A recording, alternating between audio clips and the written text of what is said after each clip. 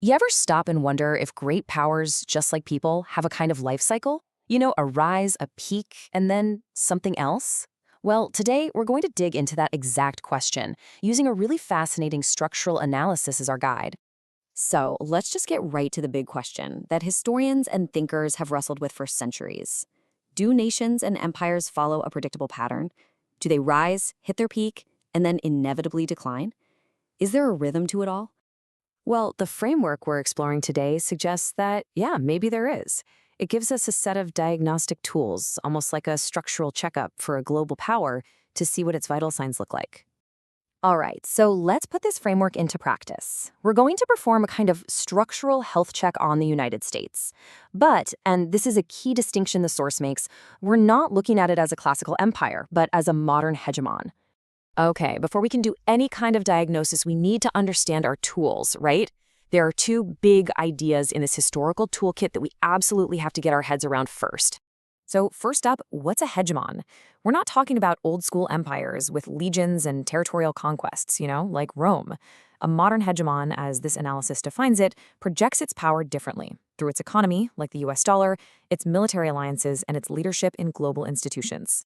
And the second key concept is a really interesting one. It's an Arabic term, asabiya.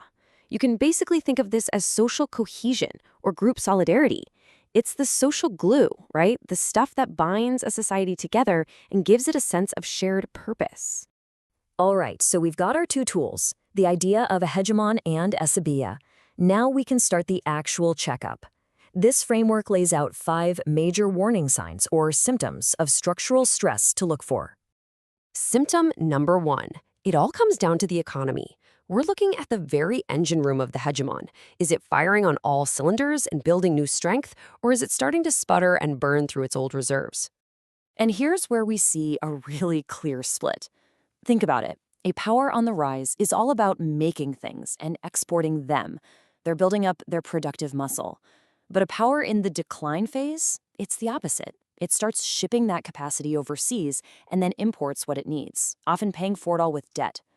Okay, symptom number 2 takes us right to the top, to the country's leadership. Are the elites unified? Are they pulling in the same direction for the common good? Or has it become more of a free-for-all, with everyone fighting over a shrinking pie? The source calls this phenomenon elite overproduction. It's a fascinating idea. It's what happens when a society starts producing way more highly educated, ambitious people than there are top-tier jobs for them. And when you have that much competition for just a few spots, you get intense rivalry, factionalism, and yeah, that political polarization that feels all too familiar. All right, on to symptom number 3. And this one connects right back to one of our key terms.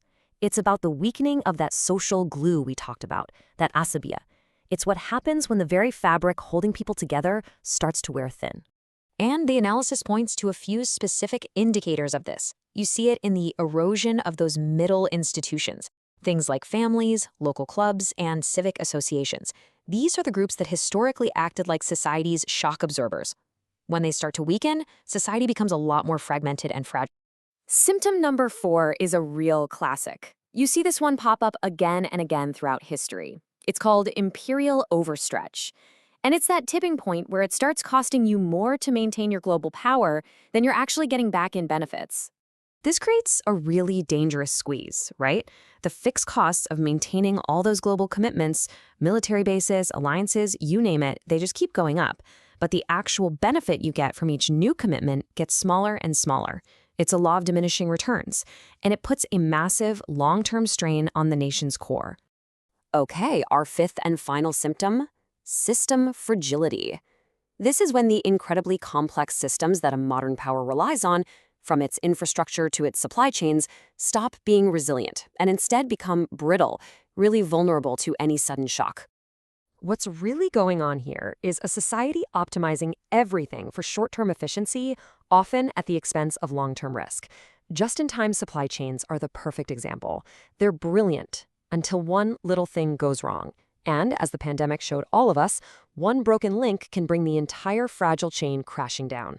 So, we've walked through the 5 key warning signs: economic strain, elite division, social fraying, imperial overstretch, and system fragility. So what's the final diagnosis? What does the checkup actually say? Well, this framework synthesizes a ton of different indicators, and the conclusion is pretty stark. Across all of these key structural dimensions, the assessment suggests the U.S. is exhibiting the classic preconditions of a power in the early to middle phase of the decline cycle. And this is probably the most important point of the entire analysis. A diagnosis is not destiny. It is not a prophecy written in stone. Decline is a process. It's not like falling off a cliff.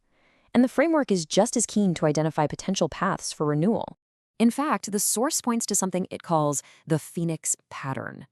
The idea is that unlike many past empires, the U.S. has some key advantages baked right in: a defensible geography, a robust administrative and constitutional framework, things that provide a deep foundation for resilience, and maybe even a reconstitution. So this isn't just about listing problems. The framework actually offers several prescriptions, potential paths forward. And you'll notice they all aim directly at the root causes we've been talking about: getting the fiscal house in order, rebuilding productive capacity at home, expanding opportunity to cool down that elite competition, and just being smarter and more selective about global commitments. So in the end, what we have here isn't a crystal ball predicting the future. It's more like a structural map of the present. It shows us the landscape, the potential pitfalls, and the different roads we could take. Which leaves us with a final provocative thought. History can provide the map, but it can't choose the destination. That choice is still very much open.